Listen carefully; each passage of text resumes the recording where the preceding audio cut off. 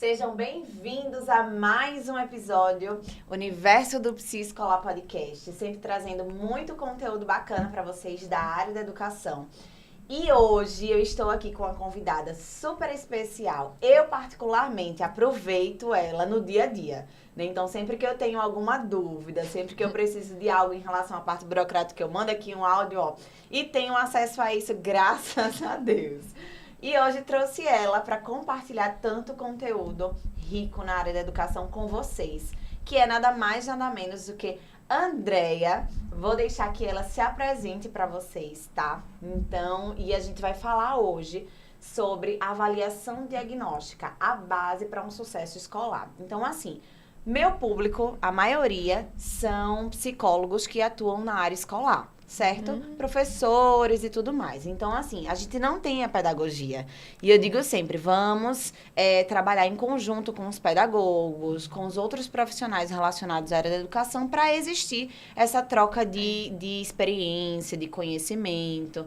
Então, por isso que eu trouxe você aqui hoje para conversar com a gente sobre essa questão de avaliação diagnóstica, de relatórios e o que o psicólogo em si pode colaborar. Mas aí, né, vou deixar você se apresentar melhor. Eu queria, Andréia, que você falasse um pouquinho sobre você. Quem é a Andréia?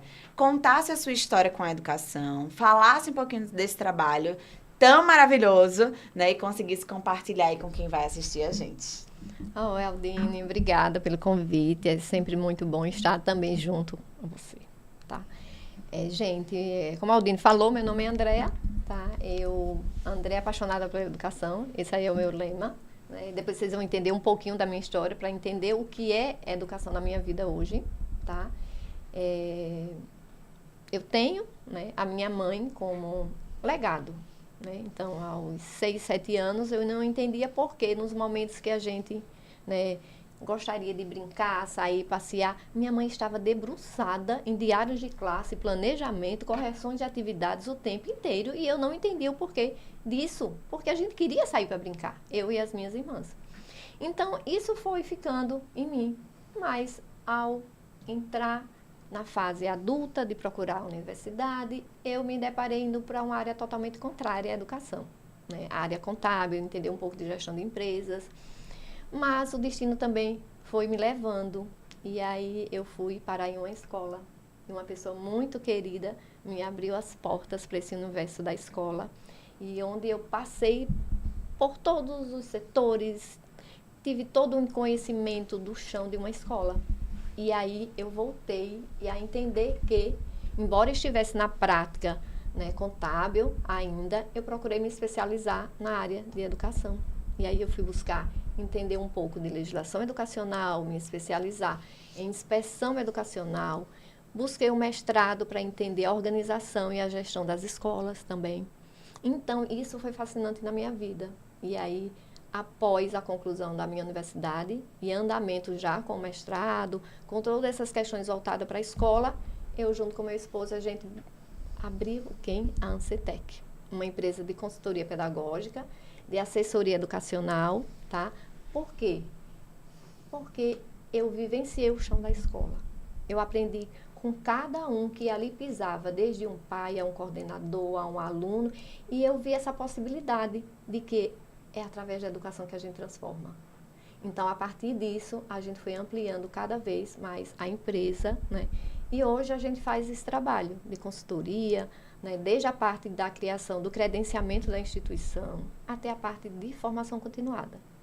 Então, Aldine, hoje eu vejo que é no chão da escola que eu piso diariamente, que eu transformo a educação. É ela que me traz as ideias para que eu possa contribuir com cada pessoa que ali está. Então, eu vejo que o meu legado lá, da minha mãe, quando eu tinha 7 anos de idade, hoje eu entendo aquilo tudo que eu precisei vivenciar e a minha missão, que hoje é transformar a educação. Por isso que você está aqui hoje. Eu sou muito, assim, grata a Deus mesmo por apresentar pessoas tão especiais, e Andréia é uma delas. Eu gosto de pessoas ao meu redor assim, né? Que sejam movidas por um sonho, por uma missão, que estejam sempre dando o seu melhor no dia a dia. E você faz isso assim com excelência. certeza. Inclusive, os convidados que geralmente tenho aqui no podcast têm esse brilho diferente, né? Que consegue, com certeza, movimentar a educação de qualidade, que é isso que a gente preza. E é interessante como a nossa história, como tudo se encaixa, né? Porque eu me identifiquei muito com a sua fala, porque também tive a influência da minha mãe. Sim. Também vivenciei esse chão da escola a minha vida inteira, para que hoje eu pudesse, né, fazer o meu trabalho da melhor forma possível. E aí, assim, Andréia, outro ponto importante que você falou é a gente vivenciar cada detalhe da escola. Seja inspetor escolar, seja gestor, seja coordenação, seja psicólogo, eu acho muito importante que a gente vivencie a escola como um todo, sabe? Então, durante toda a minha graduação, eu estive tendo experiências dentro de escola, tanto na parte administrativa, como coordenação, vivenciar a sala de aula, seja ela na escola pública ou privada, participar de reuniões de pais. Então, eu quis essa bagagem para que hoje eu pudesse colaborar, porque no nosso trabalho a gente facilita processos. Sim. Então, eu não tenho como ajudar um gestor de escola, uma coordenação, uma secretaria, o que quer que seja, qualquer setor, se eu não já tive a oportunidade de vivenciar, se eu não sei o que é estar lá, se eu não sei o que é o atendimento público, se eu não sei o que é lidar com pessoas, né? Isso mesmo. E aí, é muito importante isso na sua bagagem. E eu sinto, assim, que na minha também. Muito bacana saber um pouquinho mais da sua história, porque essa história da sua mãe e tudo mais eu não sabia. Mas vamos falar aqui de um tema muito importante. E eu gosto de trazer a experiência do convidado junto com as necessidades, né? Hoje a gente tem alunos em todos os estados do Brasil, então eu conheço muito a realidade de como está a educação, tanto em relação à psicologia, como à pedagogia e por aí vai. E aí a avaliação diagnóstica eu sinto uma necessidade muito grande, né? Que a gente alinhe algumas questões, que a gente passe esse conhecimento. E eu queria que você começasse falando o que é, de fato, a avaliação diagnóstica e qual é a importância dela para a escola. Aldine, a avaliação diagnóstica, ela tem por objetivo justamente entender o nível, né, de aprendizado do aluno, né, desde o seu conhecimento na parte cognitiva até a parte comportamental, né? As habilidades do aluno, as dificuldades. Então, o objetivo desta avaliação diagnóstica é justamente promover uma educação de qualidade, traçar caminhos, né, para esse aluno que está com altas habilidades, esse aluno que tem alguma dificuldade, nortear o trabalho da escola e do professor para chegar até a este aluno. Então, essa importância, né, da avaliação traz para o professor também clareza em todo o seu processo educacional, para estar ali recebendo aquele aluno, entendendo um pouco, né, deste aluno, para que possa traçar esse caminho ao longo do ano letivo. Andréia, e com que ciclo a gente pode fazer a avaliação diagnóstica? A gente sempre comenta assim, que assim, vai desde a educação infantil até, enfim, até a educação superior. Depende do objetivo, né? A gente primeiro tem que traçar um objetivo. Qual é o objetivo na minha avaliação diagnóstica? O que é que eu penso quando eu vou fazer essa avaliação? Então, primeiramente, é a escola entender que ela precisa saber qual o método que ela vai utilizar, se é um método qualitativo ou se é um método quantitativo. E isso, ela vai também, esse objetivo deverá ser traçado em cima de um planejamento de curto e médio prazo e longo prazo. Porque, por exemplo, o que é que acontece com as escolas? Geralmente, comumente, a gente vê a escola realizando a avaliação diagnóstica no início do ano letivo. E aí a gente se pergunta, é somente no início do ano letivo? É somente para entender como eu estou recebendo aquele aluno? Se é um aluno novato ou é da casa? Eu tenho que entender que, naquele momento, o que é que eu quero traçar? Entender o aluno como ele está, para organizar um plano de ação e de intervenção para ele se desenvolver? Ou eu quero, enquanto escola, entender que quais são os alunos que estão com altas habilidades, como eu falo, com as competências bem desenvolvidas em algum componente curricular? Ou qual o aluno que está me apontando alguma dificuldade, seja na parte social, emocional ou cognitiva? Então, depende muito do objetivo, do que a escola, comumente, ela pensa, já no início do ano letivo. A frequência, assim, qual seria mais adequada? Porque, pelo que eu entendi, não adianta você não ter uma manutenção, né, dessa avaliação Isso. diagnóstica. Fazer só no início do ano, talvez não seja tão eficaz, Isso. né? Então, qual seria, assim, uma frequência para aplicação? Então, a frequência é justamente essa. Se eu penso que eu quero medir, né, o nível de aprendizado do meu aluno, então tem que ser uma frequência, como a escola se organiza. Ou é bimestral, ou é trimestral, ou é semestral, vem anual também. Tudo depende do que eu tenho como objetivo para aquele momento. E aí as escolas, elas costumam fazer, tá, seguindo a sua organização, bimestral ou semestral, porque ela naquele momento ela está focando no desenvolvimento do aluno, do que ele está precisando para ao longo do período do processo educacional se desenvolver, tá? Mas eu posso, enquanto professor, também querer entender como está este meu aluno em um determinado conteúdo que será pré-requisito para o demais. Entende? Eu também posso querer entender aquele meu aluno que está precisando de um apoio emocional, social, e aí eu também tenho instrumentos para tal.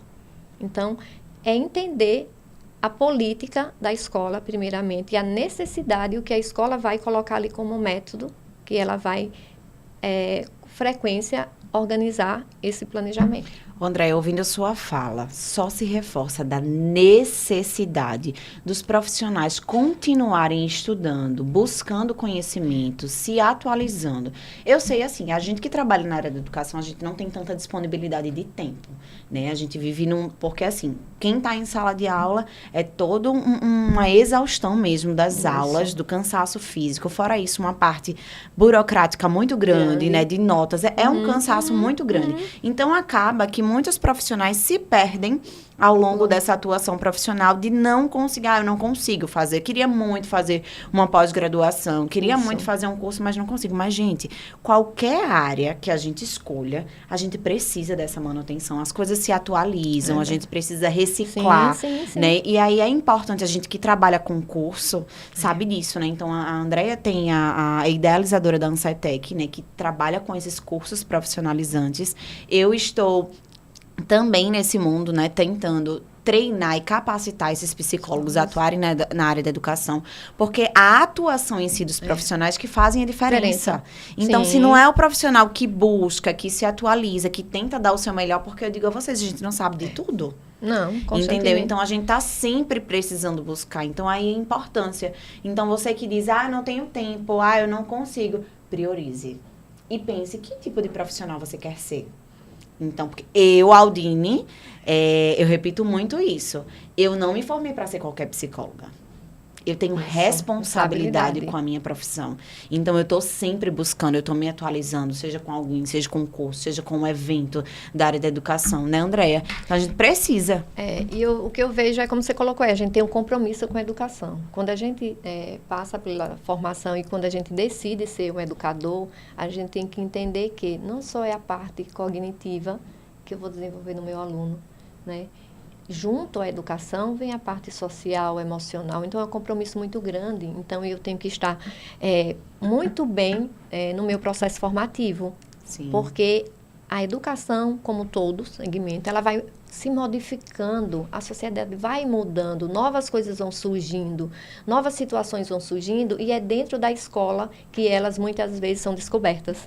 Então, esse profissional ele precisa estar preparado para isso. Ele precisa estar em constante formação para que ele possa contribuir. Porque, volto a falar, não é simplesmente se preocupar com a parte cognitiva, mas tudo que se refere àquele aluno, tudo que se refere à educação, ela tem uma amplitude muito grande dentro da escola. São os processos burocráticos, toda a atenção para as famílias, para os alunos. Então, requer muito do educador esse compromisso. E assim, o objetivo da educação é preparar para a vida. Preparar para a vida. Entende? Então, a Essa gente está em hoje integral. uma nova era, Isso. né, da educação integral. E a minha missão, assim, é mostrar para as pessoas a importância da aprendizagem significativa, da aprendizagem com sentido, de forma afetiva. Exato. Então, neurociência explica isso, né? Como funciona Isso. esse processo de aprendizagem. Então, para que isso funcione, para que meu aluno aprenda, eu preciso estar sempre sempre me atualizando, buscando aprender, buscando evoluir, né, quanto professor. Então, já foi o tempo que o professor vai entrar na sala, virar as costas e dar ali o conteúdo. É muito além disso. Ele precisa perceber o aluno, qual a forma que ele aprende. Tentar atender as necessidades de cada um. Sim. Né? E aí, trazendo essa parte de avaliação diagnóstica, eu recebo muita gente, Andréa, muitas pessoas perdidas. A gente esperou muito o momento, né, de que fosse obrigatório a presença do psicólogo dentro das escolas. E aí, eu tive acesso a muita gente precisando de supervisão, querendo entender mais, porque na nossa graduação, infelizmente, não é tanto. Mas, na verdade, muita coisa na graduação a gente tem que buscar a mais, né? Com certeza. E aí, querendo entender, porque nunca atuou em uma escola. Então, tem muitos processos que a gente precisa saber. E aí, a avaliação diagnóstica, socorro, que é isso? Sou eu que aplico? E quem é? Então, é mais ou menos nesse sentido de entender realmente, minuciosamente. Quais são os instrumentos, assim, o que é a avaliação nesse sentido? Essa avaliação diagnóstica, quem é que aplica? Fala mais detalhes para um público que está chegando agora nesse nosso mundo agora. Então, a avaliação diagnóstica, ela deve percorrer um caminho dentro da escola. Então, assim, a gente sempre sugere alguns passos, como a coleta de dados. E aí, nessa coleta de dados, a gente vai ter aí os instrumentos, né, dessa coleta de dados, instrumentos na parte qualitativa, quantitativa. E que exemplos de instrumentos esses? Portfólios, avaliações, seminários. A própria observação é um instrumento de coleta de dados avaliativa. Questionários, autoavaliação também é um dos instrumentos de avaliação, de coleta da avaliação qualitativa. Então, esse é o primeiro momento da coleta dos dados, lembrando sempre do objetivo que eu tracei para esse momento, tá? E após essa coleta de dados, vem a parte da análise dos dados. E aí, essa análise dos dados, ela já traz para a gente mais direcionado para o objetivo que a gente quer. Então, por exemplo, se eu entendo que eu quero desenvolver a minha turma que está chegando, conhecer o nível de conhecimento dos meus alunos, eu apliquei um determinado conteúdo e agora eu vou analisar à luz do meu objetivo, tá? E aí, eu vou perceber aí, nesses instrumentos, o nível de aprendizado do meu aluno. E após essa observação, após a análise desses dados, vem a parte justamente onde você coloca da decisão. Quem decide? Quem participa do processo? É o professor? É o coordenador? Quem vai agora, embasado na análise desses dados, definir esse plano de ação? E aí a gente puxa a comunidade escolar como um todo. Primeiramente o professor. É ele que vai aplicar o plano de intervenção. É ele que precisa desses dados da avaliação para entender o seu aluno e dizer assim, poxa, é aqui que eu preciso atuar mais. Ou é aqui que esse aluno está muito bem com as suas habilidades e aí eu vou reforçar mais ainda. Porque eu volto a falar, a gente se preocupa muito com a dificuldade do aluno, mas é aqueles alunos que estão superados. Eles precisam de estímulos também, eles precisam de motivação. E a gente deixa, geralmente, essa parte aqui de lado por achar que as competências e habilidades deles já estão desenvolvidas. E eu vou focar em quem tem dificuldade. E não é por esse lado. A gente precisa fazer um equilíbrio aí, tá? E aí é a parte da decisão do professor. Ele tem que fazer parte, né, junto com a equipe pedagógica, dessa decisão, porque esse plano vai para dentro da sala de aula dele. Como é que ele vai aplicar um instrumento? Como é que ele vai trabalhar com esse aluno se ele não participar desse processo? E aí depois a gente vem coordenação pedagógica. É a coordenação pedagógica que junto ao professor, com esses dados, vai entender e trazer estratégias para dar suporte a esse professor em sala de aula. Perfeito. E mas ainda assim, tem mais, tá? Vem a parte do diretor escolar, do mantenedor. O que é que ele faz parte, Andréa, no plano de ação das avaliações diagnósticas? É ele que vai dar o suporte, por muitas vezes a escola vai precisar, né, junto ali naquele momento, de algum determinado recurso para desenvolver aquele aluno. E aí o diretor, o coordenador vai dar esse suporte também junto à equipe. Então você vê aí que esse caminho, todos são participativos neste processo do plano de intervenção. Sim. E eu sinto também uma necessidade bem individual de cada escola, de cada público, de cada turma. E eu sinto falta, né, de momentos focados a esse traçar estratégias, né, nesse plano de ensino-aprendizagem nas escolas. Perfeito. Por exemplo, muitas vezes isso é feito coordenação, gestão e tudo mais, mas falta uma peça principal, que é o professor. Então, o professor que está ali aplicando, ele que conhece verdadeiramente o aluno. Ele sabe o que funciona na sala de aula. Porque, assim, é muito fácil para a coordenação e para a gestão propor um projeto. Sim. Uma coisa. Então, já vem com tudo muito pronto e passa ali para o professor. E aí, eu sinto falta que o professor participe disso. Porque tá aqui, André, ó, você vai ministrar aqui essa aula. Certo. Mas aí, a estratégia dessa aula funciona com a minha turma? Isso. Funciona com o perfil de alunos que eu tenho. Sim. É dessa forma que eles aprendem. Ah, porque tem que ir para um outro espaço, porque isso, aquilo, outro. Mas calma. E a individualidade de cada turma, de cada aluno, de cada professor? Então, acho que falta muito esses momentos de alinhamento, sabe? De ouvir. De integração, de participação, da equipe estar junta nesses momentos de estratégias, de decisão e de implementação, realmente. Exatamente. E, assim, em relação à avaliação diagnóstica, eu vejo muitas pessoas, assim, com a falsa ideia, por exemplo, avaliação diagnóstica, eu vou ali avaliar os níveis de escrita do meu aluno, vou colocar lá quais são o nível de escrita que ele se encontra, vou avaliar a leitura, isso, aquilo, outro. Mas, gente, tem instrumentos que a gente pode utilizar, tem o antes, tem o depois, né? E tem todo um olhar, né? Então, não é só o que você vai aplicar em si, é o olhar que você tem para aquilo. Por isso que você precisa estudar. Isso. E aí, quando você traz essa parte da decisão da equipe, da integração da equipe nesse processo, vem um momento agora do plano de intervenção. E agora, eu estou com esses resultados, já sabemos aqui quem participou, quem vai continuar participando do processo, e aí é traçado todo um plano de intervenção, um plano de ação para cada objetivo ali que eu tracei. E esse plano de ação também deverá ser realizado junto com a equipe escolar, tá? E logo após essa parte, é como você falou aí, o plano foi construído, né? Trouxe aqui o olhar de cada um das peças-chaves no processo escolar, mas ele vai precisar do monitoramento e do acompanhamento. E aí chega o momento de cada um também, no seu olhar, fazer esse acompanhamento, esse monitoramento. Se realmente, de fato, está acontecendo, se eu chegar ao final de um semestre, receber o boletim do meu filho, por exemplo, entender como ele chegou na escola, o quanto ele evoluiu mediante um processo de avaliação diagnóstica. Andréia, as pessoas precisam tanto desse olhar, precisam de instrumentos que sejam eficazes mesmo, sabe? Que sejam mais objetivos. Isso. Né? Então, eu vejo as escolas e os profissionais perdidos em relação a isso, porque às vezes é algo tão burocrático que não funciona. Então, quem quer a Andréia no universo do psicolar? Já estou pensando aqui que a gente precisa de um curso sobre avaliação diagnóstica, porque a gente, enquanto psicólogo e os profissionais de educação de forma geral, a gente precisa ter acesso a isso, né? Como é esse instrumento? Qual o olhar que eu tenho que ter? Como é que a criança aprende? Como é que eu vou avaliar esse contexto? A gente precisa. Mas isso aí, a gente está sentindo hoje um gostinho, né? Dessa prévia desse conteúdo. E quem sabe vamos pensar em alguma coisa mais estruturada, porque as pessoas têm essa necessidade. Também por falta de tempo, sabe? Às vezes não tem tempo de, vou pegar aqui vários artigos, vou ler sobre isso.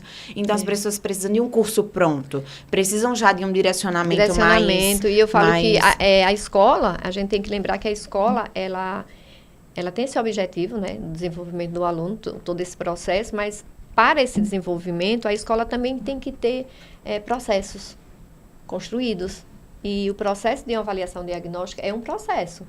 Se conhecer um pouco agora, é um processo de começo, meio, não digo fim, porque ele vai se refletindo continuamente e a gente vai saindo em busca, né, de todo esse caminho aí. Mas como você colocou, chega no momento de acompanhamento, chega nesse momento de direcionamento do que está acontecendo aí para a gente chegar no final do ano e ter legal, né, essas habilidades desenvolvidas, minimizar esses processos de dificuldades dos alunos. Mas aí chega o momento também do feedback com os próprios alunos, com as famílias, Isso é importante. Ou entendo eu que montei a minha avaliação diagnóstica, guardei aqui e vou ao longo do tempo entendendo um pouquinho. Mas a peça também principal, primordial, é o aluno. Em que momento você busca aquele aluno para chamar com ele? Esse é o resultado da sua avaliação diagnóstica. É por esse caminho que a gente tem que ir. Verifique essa necessidade. Vamos traçar aí um plano de estudo para você. Vamos aqui incrementar ainda mais o seu processo de aprendizagem, porque você está muito legal aqui. E aqui você só vai. E aí chegou o momento de buscar a família. Mostrar para a família como esse aluno chegou na escola e o processo pelo qual ele passou e, de repente, ele chegou aqui num ponto que a família vai entender todo um trabalho feito em conjunto na escola. Isso é importantíssimo. Isso é importante. Né? Porque você pode estar ali trabalhando o que for, se você não mostra, né, de alguma forma, vai passar despercebido todo um trabalho, né, minucioso, que a gente faz de muito esforço. Muito esforço. E para isso a gente precisa de muita doação das pessoas, a gente precisa de processos dentro da escola, porque a escola é movimento. Você tem uma lista aqui que você organiza enquanto gestão, professor, coordenação, e no dia a dia você só vai aumentando aquela lista. Agora eu vou dizer, que movimento! É um movimento intenso. Minha gente, então, só quem trabalha em escola sabe, então, né? Da rotina cansativa. Isso. E a gente está falando das avaliações diagnósticas, imagina os outros processos. Que é um deles, né? Um deles. Que a gente hoje consegue perceber como realmente a base. Eu preciso entender, né, em que nível o meu aluno está, o que é que ele precisa para poder facilitar, né? Para facilitar, criar mecanismos, instrumentos, te ajudar enquanto professor, te dar um norte de onde você está no ponto A, você quer ir para o ponto B. Entende? É um trabalho burocrático, mas é um trabalho, vamos dizer, de crescimento para o professor também, né? Na sua rotina diária, né? Na sua organização também. Ou seja, todo mundo se envolve num processo desse e todos ganham. E é trabalhoso, né? A gente, eu costumo muito, assim, ter esse olhar de acolhimento para os professores, sempre validando, né, o cansaço e tudo mais. Sim. Mas aí eu digo assim, gente, esse é o nosso trabalho. A gente escolheu estar aqui, então tem que fazer com responsabilidade. Então, eu sei que é cansativo esses processos e tudo mais, mas é necessário. E, às vezes, a gente coloca um bicho de 7 cabeças, né? Porque já vai ter isso para fazer aquilo outro. Quando, na verdade, quando se conclui, a gente ganha tempo, a gente não perde. Isso, e você consegue organizar aquilo que estava meio turbulento ali no processo de aprendizagem do aluno, entende? Aquilo que você trouxe de forma, vamos dizer, burocrática, que vai me tomar muito tempo, ao final de um processo desse só vai contribuir com o teu crescimento, com o crescimento do aluno, tá entendendo? Vai ter. Eu vejo muito esse lado. E assim, falando de processos, né? A gente tá falando aqui que nas escolas são muitos processos que a gente tem que dar conta, estar bem alinhado e tudo mais. Eu queria saber assim, parecer descritivo. Qual é o papel do parecer descritivo nesse processo de avaliação diagnóstica? Minha gente, quando fala assim, ó, parecer descritivo, os professores já desmaiam, só de imaginar. É onde eles falam, mais um instrumento burocrático, mais algo que, apresentam muita dificuldade, né? É uma luta. Mas qual é o papel em si desse parecer descritivo nesse processo de avaliação diagnóstica? Nesse processo dentro de processo? A gente vê aí tanto a parte dos relatórios como dos pareceres descritivos, né? Sim. Então, assim, já fazendo esse paralelo aí, os relatórios descritivos é um documento mais abrangente, onde você consegue ali organizar tanto a parte cognitiva, social, emocional do aluno. Então, são itens que você vai ali fazendo fazendo essa observação, tá? Sim. Relatando realmente o desenvolvimento nessas áreas. E ainda você pode distribuir a nível de cognitivo, da leitura, da escrita, da matemática, ali. Então, são pontos, não é? Já o parecer descritivo eu digo que é um momento mais compacto da informação do relatório. Porque é algo que você presenciou no relatório e que você traz para o parecer descritivo como uma análise mais qualitativa do desenvolvimento do aluno, entende? Ali você observou vários campos e no parecer você vai descrever o desenvolvimento dele nessa área qualitativa. Então, fecha mais. Então, essa dificuldade que você coloca aí, o professor, lá vem o parecer descritivo, toda essa questão toda, eu entendo. Mas muitas vezes isso também vem de um histórico, que primeiramente você tem que observar, saber avaliar, saber os instrumentos que você vai trabalhar, para você ter subsídios aí para a construção deste parecer, passando pelos relatórios. Então, o parecer, ele fecha, ele dá um parecer, né, do desenvolvimento do aluno nessa área É qualitativa. um documento objetivo. Isso. Né? É objetivo, mas ao mesmo tempo precisa ser claro. Claro. Porque eu também sempre, papel do psicólogo dentro da escola, participar desses processos de avaliação psicológica, ó, de avaliação, né, diagnóstica, participar do processo da construção desse parecer, de um relatório. A gente precisa entender e colaborar, porque nós somos profissionais de outra área, a gente tem um olhar diferente, né? Então, talvez, participar dessa construção, como é que está sendo essa avaliação diagnóstica? Será que está sendo feito da melhor forma? Como é que está sendo para os alunos? Será que não está gerando uma tensão grande entre os alunos e aí esse comportamento vai interferir, sim, né, sim. nessa avaliação? Então, o psicólogo, ele não é um profissional que vai trabalhar, com o emocional. Não. O aluno tá ali com ansiedade, vai pro psicólogo. Não, gente, a gente participa do processo ensino-aprendizagem. Então, a gente vai trazer um olhar, né, sobre o emocional, sobre o comportamento. Então, todos esses processos que a gente tá falando aqui, a gente, quanto psicólogo, precisa entender, participar e colaborar. Entendeu? Então, até, semana de prova. Então, é gerado toda uma tensão. Então, eu preciso ouvir os alunos de forma que valide o que eles estão sentindo, né? Porque diz, vocês estão fazendo isso. Minha gente, eu tô ansiosa mesmo. É isso mesmo. Né? Eu tô com medo, eu tô preocupada. E eles precisam aprender a lidar com isso. Então, esse olhar, esse cuidado, esse acolhimento, esse direcionamento, né? Esse suporte é importante para que aconteça da melhor forma possível. Porque o emocional, ele influencia tanto, né, numa avaliação diagnóstica, no que o aluno realmente aprende, que a gente que pode ficar confuso. Por exemplo, tem gente que sabe o conteúdo ali, ó, tudo, verdade, né? Sabe ali muita coisa, mas não consegue expressar isso através de uma avaliação. E é onde que entra aí os aplicadores da avaliação diagnóstica. Todo esse olhar para a questão da adaptação, da flexibilidade do momento, da inclusão também, tá? A gente tem que trazer esse olhar da inclusão, do feedback do aluno também, para o que vai acontecer com essa avaliação, deixar ele bem tranquilo a isso. Então, a gente precisa de que os professores, eu digo que, das pessoas preparadas para esses momentos. Tudo vai interferir nisso que você coloca aí, nesse olhar da psicologia, do emocional do aluno, para mostrar que esse aluno que é bem legal, né, bem desenvolvido e tal, mas naquele momento, por alguma situação ou outra, no momento de uma aplicação dessa, quando não teve uma equidade, vamos dizer, interferiu. O professor precisa saber lidar.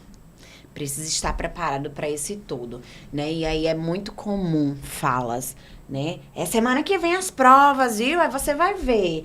É semana tal data é a diagnóstica. Quero que vocês mostrem o que você sabe. Olha o caminho, olha a preparação. Então, já existe, é bem comum, né, uma certa pressão por parte dos pais. O termo prova já traz essa pressão. De querer realmente, de achar que o alto desempenho, ele está somente associado a essa parte qualitativa. Se a gente for falar aqui de avaliação a fundo, né, André? Não falta assunto. A gente já vai entrando aí. Exatamente, mas assim, já existe essa tensão. Não dá pra existir. Por que a semana de prova tem que ser um momento tenso? Tem que ser uma semana de pressão, de amedrontar os alunos. Gente, não é isso. Eles precisam se sentir à vontade para colocar aquilo que eles sabem. Até ou porque que a não avaliação sabem. é apenas um instrumento. Não define. Não define. O aluno. Não é? Mas o professor que não tem esse olhar, não tem muita coisa, né? Então, por isso que a gente precisa, tá sempre falando de atualizações. Não é querendo vender o nosso peixe, não. Já vendendo. Mas a gente tem consciência disso, né? E a gente quer preparar vocês para essa atuação mais assertiva, para a gente realmente prezar pela educação de excelência, pela educação de como ela precisa existir. Sim. E aí você trouxe, assim, dessa questão da diferença, né, do parecer descritivo e do relatório. O parecer descritivo, Andreia, geralmente é que frequência que ele precisa existir? Também ele vai muito da organização da escola, né? Primeiro, quando a gente fala na organização da escola, são os pareceres descritivos de desenvolvimento do aluno em um determinado período. Então, a escola que ela se organiza por bimestre, por semestre, por trimestre, geralmente ela faz esse fechamento, né? Seguindo essa ordem. Mas, às vezes, aparece a necessidade das equipes multidisciplinares buscar um parecer descritivo na escola, para que com esse parecer descritivo possa nortear também esse olhar da clínica, enfim, desses processos. Então, a escola também, o olhar do professor para esse instrumento é de fundamental importância. E aí, esse parecer, muitas vezes, quando ele é solicitado na escola, aí tem que ter, junto, coordenação, professor, e a equipe da escola, psicopedagogo, psicólogo, nesse olhar deste aluno, né, que contemple e que traga informações para que possa desenvolvê-lo também na sua parte clínica. Então, aí, este momento esse objetivo desses relatórios, aí deixa a escola sempre aberto para essa demanda. Para ver o que funciona, porque assim, por exemplo, não adianta, vamos colocar ao final de cada bimestre, um exemplo, esses pareceres, se tá sobrecarregando muito a equipe, Sim. né? Não tá sendo feito da forma que deveria, porque você vai ler, às vezes, o parecer do professor, não tem informações precisas, sabe, que a gente precisa, e aí, por fazer. Sim. Né? Então, precisa realmente identificar o que é que funciona para a escola. E aí, eu queria saber, assim, Andréa, eu acho muito interessante esse parecer assim ao final do semestre, por exemplo, e até o final do ano. Para mim, esses daí não tem como não fazer, sabe? Se a escola consegue se organizar para fazer bimestral, perfeito. Porque ela vai ter realmente um acompanhamento mais de perto. Mais de perto. Mas fichas avaliativas, o que é que você acha sobre, por exemplo, de fazer esse acompanhamento de habilidades, de competências, de conteúdos que o aluno já alcança, que ele já acompanha? O que é que você acha sobre isso? Se facilita? Porque eu tento sempre analisar junto com os pedagogos, com coordenação, com quem quer que seja, com a gestão, o que a gente pode fazer para facilitar esse processo, já que está sendo tão sobrecarregado assim? Uma ficha avaliativa, como seria? Me fala o que eu também falei sobre os relatórios descritivos, né? A ficha avaliativa a gente também pode chamar de ficha de acompanhamento do desenvolvimento do aluno. Você tem a ficha de acompanhamento que vai te dar, vamos dizer assim, respaldo, né? Vai te ajudar na construção desse parecer. Então, importante ter esses dois instrumentos, onde essa ficha de acompanhamento vai estar ali, deve, né, e a gente sempre sugere ser elaborada junto com o professor, coordenação com o professor e planejamento pedagógico do professor, né, para colocar ali realmente o que você almeja naquele bimestre ou trimestre que o aluno desenvolva. Então, ali ele começa a ter um olhar, ele começa no dia a dia, diariamente, a construção dessa ficha de acompanhamento e chega num determinado momento que ele vai precisar fechar, né, dar esse parecer desse desenvolvimento nesse primeiro momento. E aí ele tem a ficha como subsídio mesmo para a construção. E assim, é de responsabilidade da escola, dar condições, né, para que o professor consiga participar, né, de uma forma mais tranquila. Sempre trazendo o professor para a construção, gente, né? Sempre trazendo o professor para estar junto ali, porque ele já tem o planejamento pedagógico. Então, o coordenador pedagógico, a direção pedagógica, vai estar junto ali, mediando isso aí, essa construção. Por quê? Quem vai observar o aluno? Professor. Quem vai estar ali aplicando algum instrumento? O professor. Então, tem que ter esse olhar para facilitar essa construção e chegar a um dado, vamos dizer, um parecer mais significativo, né, da realidade realmente do aluno. Eu acho muito interessante. Sim, porque eu digo assim, a escola precisa ter um instrumento que seja, de certa forma, eficaz, que seja breve, que seja objetivo, que seja claro, né? Tanto de ficha como um modelo de parecer, né, a ser seguido, qual direcionamento. Uma estrutura. Porque às vezes eu vejo os professores misturando muito as ideias, sabe? Sim. Começam falando de uma coisa, depois vem o outro nós, aí depois vem outra coisa que não se encaixa. Não se encaixa. Entendeu? Então, assim, não tem facilidade em elaborar documentos, está tudo bem. Né? Mas a escola precisa proporcionar uma formação continuada para isso. Com certeza. E assim, eu acredito muito. Exatamente, o nome já diz. Continuada. Não assim, já teve sobre parecer descritivo. Tchau. Tchau. Já Não. fiz uma vez, já entendi Não o que adianta. é. E Não. outra, fez no começo do ano, daqui que chegue no meio do ano, ele já esqueceu, foi tudo. E outras coisas vão surgindo. Como é que a gente se comunica com ele neste parecer? Exatamente. As coisas vão se Então, mudando. atenção, escolas, É. né? Vamos providenciar isso de forma continuada. Porque... e eu gosto muito de trabalhar com essa parte de formações, de cursos de forma prática. Porque não Isso. adianta estar, no seu parecer tem que ter Isso. isso, aquilo. Não. Bota o professor, dá um perfil de aluno, bota pro professor fazer Sim. lá na hora, entendeu? Corrige junto, diz o que é que Isso. precisa ser melhorado. Isso que vai ser de forma mais eficaz. Porque só deixar o professor lá ouvindo parecer, ele já acha o nome parecer descritivo um saco. Maioria. Você tá só falando parecer descritivo, não sei o quê, não sei o quê, não sei o quê. Não funciona. Então, precisa realmente entender, peraí, qual a tua dificuldade? E mostrar pra ele que tá tudo bem, né? Não tem problema você ser professor e você não sabe elaborar um documento, Sim. né? Na minha área também tem psicólogo que não sabe elaborar um documento. Não sabe, tudo certo. Mas vai permanecer assim? Não. Vamos dar o seu melhor, vamos buscar ajuda e buscar suporte para que isso funcione. Falando em parecer descritivo... É um assunto puxando outra. Mas eu tenho muito cuidado, né, com essas entregas de pareceres, de relatório, para que seja realmente o real oficial. O que é que eu vejo muito, André? Que isso, assim, não colabora com a equipe multidisciplinar que está acompanhando esses alunos, sabe? Por exemplo, vou fazer um parecer descritivo e aí, não coloca palavras negativas. Coloca só... E aí é muito comum a gente pegar pareceres que diz assim, é uma criança ativa, que gosta de brincar, alegre, animada, ponto final. Certo? E aí não menciona também as dificuldades que esse aluno apresenta, seja elas sociais, emocionais, de adaptação, sabe? Então, ao ver da escola... A criança não tem situação nenhuma. E aí, talvez a criança apresente um desenvolvimento atípico, uma dificuldade maior em relação a questões sociais, né? E aí, ela vai ser recebida, por exemplo, por uma equipe multidisciplinar, olhar, então, essas dificuldades, ela só apresentam aqui. Em casa e na escola não, então tá tudo certo. Gente, isso é um prejuízo tão grande, né? Porque eu vejo muito as escolas sem querer se indispor com os familiares, entende? Então, assim, claro que você não vai botar, né, palavras pesadas, palavras que, de certa forma, diminuam ou que rotulem. Ou, porque a criança não é assim. Ela está apresentando esse comportamento. E aí é importante que seja colocado, e eu vejo tanto em relação ao parecer descritivo, como em relação a feedbacks para pais, sendo muito superficial, sabe? Sendo muito maquiado. E isso, de certa forma, vai ajudar quem? Porque você vai esperar, você ver. O aluno tá com dificuldade aqui, ó. Do começo do ano você já percebe. Se for falado pro pai no final do ano, gente, a criança perdeu o ano inteiro. Isso. Entendeu? Podendo ser estimulado, podendo ter um trabalho mais direcionado, inclusive fora da escola, e não foi, porque a família não estava ciente. Isso é muito sério.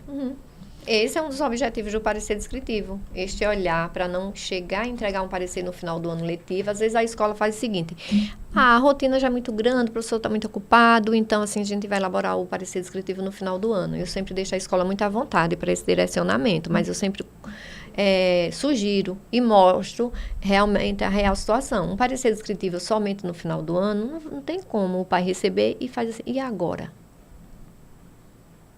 Só fiquei sabendo agora dessa necessidade. Aí só para o ano que vem, vai vir as férias. Então, eu sempre mostro a necessidade de pelo menos um inicial, certo? E o final.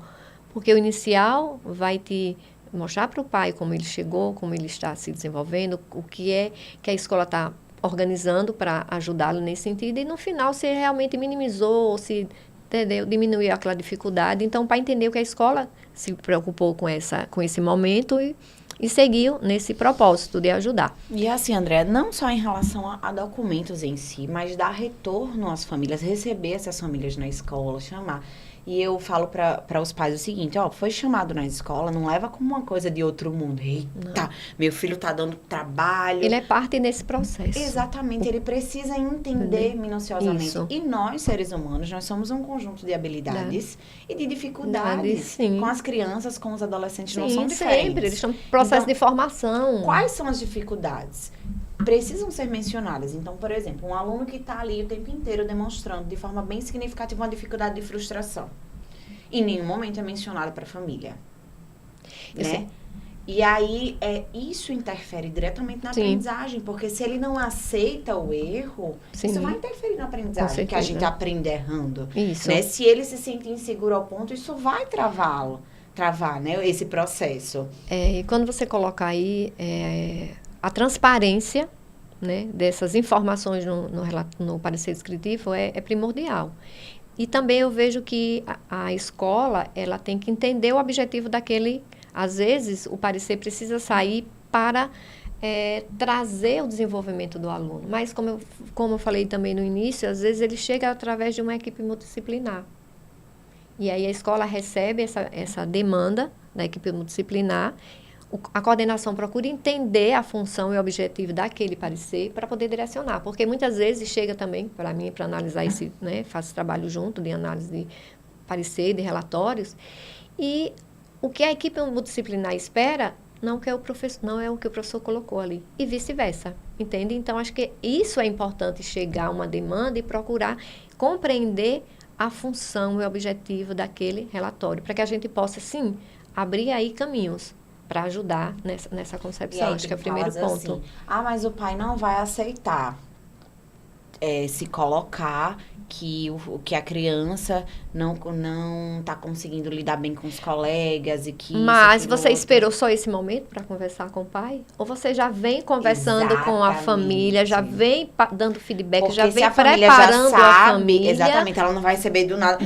Que bomba é essa? Isso mesmo, porque com certeza o pai vai dizer, como assim eu estou vendo isso aqui agora?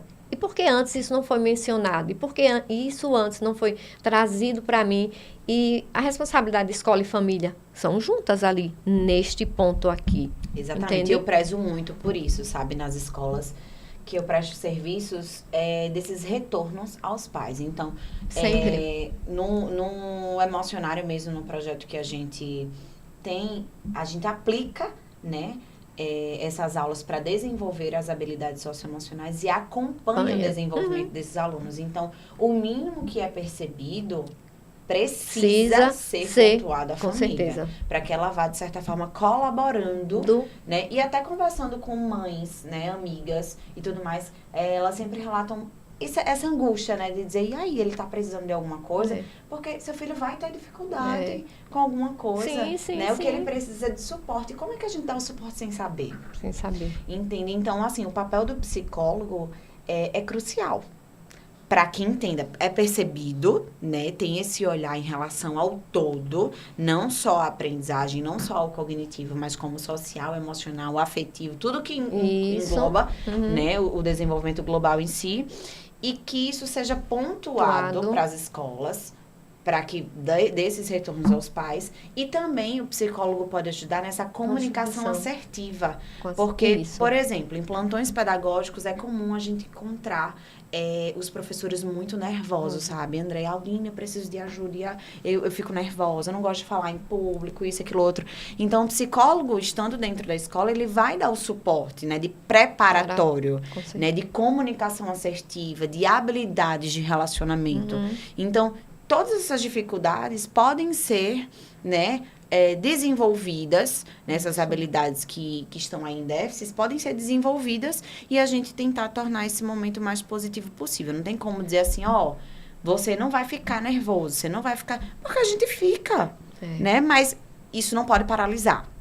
O medo, a preocupação, ele não pode paralisar, deixar com que você faça. E também esse olhar, como a gente já bem conversou aí, de não esperar um momento pontual, de levar esse resultado pronto para as famílias, porque é isso que o professor não vai compreender, vai ficar muito nervoso. Mas, a partir do momento que esse aluno já vem apresentando algumas dificuldades, seja em qualquer dessa área, tem que haver a comunicação. Sim. Né?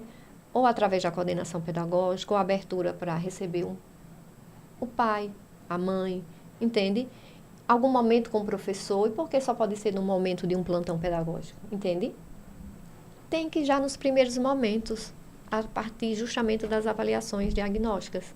A gente já pode criar momentos com aqueles casos mais, né, que precisam de mais urgência e já trazer a família para dentro, né, desse processo aí. E ao final de um momento pontual, como um planejamento pedagógico, o professor vai estar mais tranquilo em relação, ou, né, minimiza mais, né, esse atendimento, até porque a família já veio com essa informação, também já veio contribuindo, enfim. Eu acho que... Perfeito. Eu falo para os meus alunos, Andréia, eu digo, qualquer evento, qualquer situação que aconteça dentro da escola, a gente precisa estar presente. Sabe? Então, assim, data comemorativa, não precisa o psicólogo ir, vá.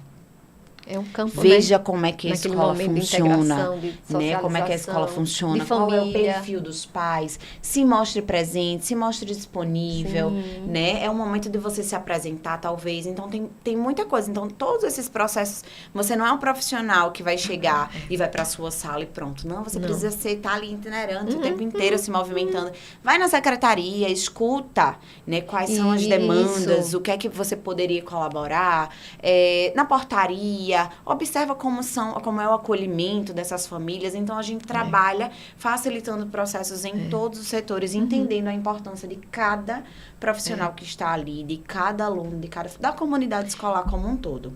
Mas, assim, eu queria saber como é que a gente pode fazer para garantir a equidade nessa avaliação diagnóstica, né? Para que seja de uma forma mais inclusiva, né? De forma realmente passando equidade. É pensar, como eu também já tinha mencionado antes, é pensar primeiramente na preparação das pessoas, né? De toda a equipe da escola que vai participar desse processo, para criar estratégias onde todos tenham acesso, tá? Aí a gente fala justamente da inclusão, né? Preparar o profissional, levar conhecimento, levar o objetivo, flexibilizar os instrumentos, né? Porque, de repente, a gente tem um aluno que consegue fazer uma avaliação descritiva, já tem outro aluno que só consegue fazer uma avaliação oral. Como é que você vai aplicar um instrumento para perfis diferentes? O teu objetivo é a equidade. Então, você tem que pensar justamente nessa flexibilização e nessa adaptação. Porque a gente vai ter essa comunidade aí bem diversificada e a gente precisa incluir todos. Então, esse primeiro olhar é da flexibilidade, preparação das equipes, né, o feedback para as famílias e para os alunos também desse processo. Acho que isso tornar e a escola como um todo entender o objetivo principal desse processo das avaliações diagnósticas. E mais, eu escuto muito dizendo assim, Aldine, são muitos processos, são muitas situações, é muita coisa que a gente tem que fazer. E eu falo, a escola não é perfeita. Tá longe de ser. Sim. Né? Nem sempre a gente vai conseguir dar conta desses processos da melhor forma possível, fazer o passo a passo como funciona. Eu tenho mais de 10 anos nessa área. A Andréia também tem uma bagagem muito grande nisso. E assim, eu não lembro a época que eu dei conta de tudo. E assim, mas por quê? Como assim? Você não dá conta de tudo e você não consegue seguir? Nem sempre, gente. O que precisa ter em todo e qualquer profissional é o compromisso. É a responsabilidade com a educação. É o olhar, o olhar, o acolhimento, é a vontade de fazer a diferença na vida desses alunos. Então, eu preciso ter consciência, tá? Peraí, o que é que eu preciso melhorar? Eu sempre fui muito consciente disso. O que é que eu preciso melhorar? Eu preciso me debruçar mais de questões pedagógicas, que eu não tenho tanto, sabe? Então, eu vou buscar profissionais que me auxiliem em relação a isso. A burocracia também. A burocracia. Que me deixa muito fora de legislação. Eu não consigo compreender bem. E aí, eu não preciso. Sim. Entende? Compreender tudo, nem fazer tudo perfeitamente, porque as pessoas não são perfeitas e a escola tá longe de ser isso. Mas eu preciso ter responsabilidade, eu preciso ter a vontade. É isso. Buscar ajuda. Que faz a diferença. Tá? buscar ajuda. E ter aí, sempre ali uma ponte. estamos chegando aqui ao fim, né, do nosso bate-papo. Você vê, André, que é da forma muito leve. A gente vai puxando uma coisa, puxando... Se deixar, eu digo a todo mundo, se deixasse, eu passaria aqui, ó, o dia todinho, porque não faltaria assunto, eu tenho certeza. Mas eu queria que você deixasse, assim, um recado em relação a isso. Você tá aqui sendo ouvida por profissionais da área da educação, profissionais que estão nesse movimento de transformar a educação. O que é que você tem a dizer pra gente encerrar aí nosso momento? Esse momento foi maravilhoso. Como você falou aí, quando a gente se inspira para falar de educação, né, a gente se move. A educação nos move, né, através dessa inspiração. É dizer para todos os educadores, né, todas as pessoas que assim, esse brilho nos olhos, primeiramente, um sorriso no rosto quando se fala em educação. A gente sabe que todos esses processos, toda essa burocracia, a falta de tempo que a gente tem, né, no dia a dia, todas as situações que ocorrem dentro da escola, né, porque são várias as situações que ocorrem dentro da escola, mas como você falou, o compromisso, se você, enquanto educador, você quer contribuir, que você coloque uma pontinha do teu coração ali, um olhar humanizado para aquelas pessoas e saber que você nunca vai dar conta de tudo, tá? Mas você tem pessoas que te ajudam. Tá? E eu acho que esse movimento acontecendo, essa ajuda, esse brilho nos olhos faz uma diferença na vida de um aluno e com certeza, né, na sua vida profissional, enfim, é isso. E o amor. Nada é fácil, né? Exatamente. Porque, o amor assim, pelo que você faz, eu acho que primeiramente, né? O amor de querer ver aquela pessoa transformada, saber que você contribuiu em algum momento ali para aquela pessoinha. Como eu, não sei se vou partilhar e terminar isso. Outro dia eu encontrei os pais de uma aluna do maternalzinho. Gente, há 30 anos, tá? E aí eu conheci o pai, ele falou meu nome. E aí eu, nossa, fui conversar com ele. Então, assim, eu fiquei, achei fantástico. Hoje, o que ela passou, tá? Para onde ela está hoje. E eu sei que lá no maternalzinho eu contribuí bastante para a vida dela, como o pai falou. Então, isso aí move o coraçãozinho da gente.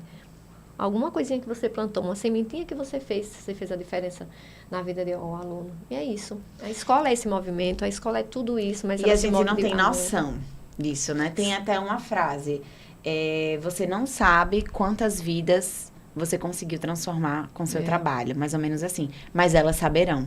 Isso Entende? mesmo. Então, a gente tem uma responsabilidade. E o que eu estou sempre falando tem experiência não tem a parte técnica não. Tem vontade, tem amor, você tem tudo. Isso. E é aí que a gente encerra mais uma sessão do nosso episódio. Andréia, muito obrigada por você ter participado. Eu sou uma admiradora do seu trabalho. Eu nem consigo expressar a minha gratidão por tanto conhecimento que a Andréia já passou por mim, de experiência. Eu sou muito grata a cada pessoinha, né, que passa pela minha vida, pessoal e profissional. Né? Então, só tenho a agradecer, admiro muito o seu trabalho e sou uma incentivadora para que você consiga compartilhar mais e mais para que você cresça, porque a educação precisa de Andréias. Muito obrigada. Muito obrigada por ter participado. Obrigada a também. você que está aqui acompanhando junto com a gente, que pega um pouquinho do seu tempo, seja aí dirigindo, indo pro seu trabalho, seja fazendo alguma coisa em casa, seja no seu tempo livre, mas que está aqui se dedicando, buscando mais conhecimento, buscando aprimorar a sua atuação para transformar a educação. Beijo, até o nosso próximo episódio. Beijos.